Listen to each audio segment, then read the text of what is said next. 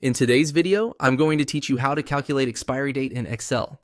If you need to work out expiry dates for products, subscriptions, or any item with a shelf life, Excel makes the process very quick and accurate.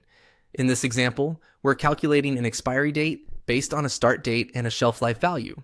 The easiest way to do that, especially when the shelf life is measured in months, is by using Excel's eDate function.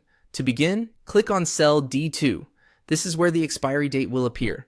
In that cell, type the formula equals eDate open parenthesis B2, comma C2 close parenthesis, and then press enter. What this formula does is take the date in cell B2 as the starting date, then add the number of months listed in cell C2. As soon as you press enter, Excel will return the calculated expiry date.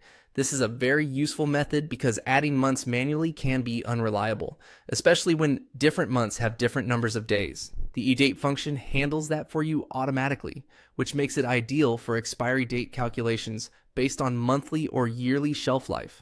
Once the first formula is working correctly, move to the bottom right corner of cell D2 until you see the small fill handle.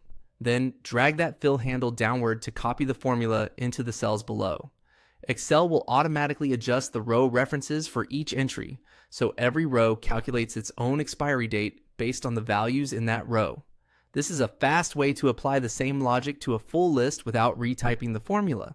It's also important to know when to use eDate and when not to use it. Use eDate when the shelf life is measured in months or years, since years can simply be converted into months. For example, 1 year would be 12 months. However, if the shelf life is measured in days, you should use simple addition instead, such as equals B2 plus C2. That works because Excel stores dates as serial numbers, so adding days directly gives you the correct result.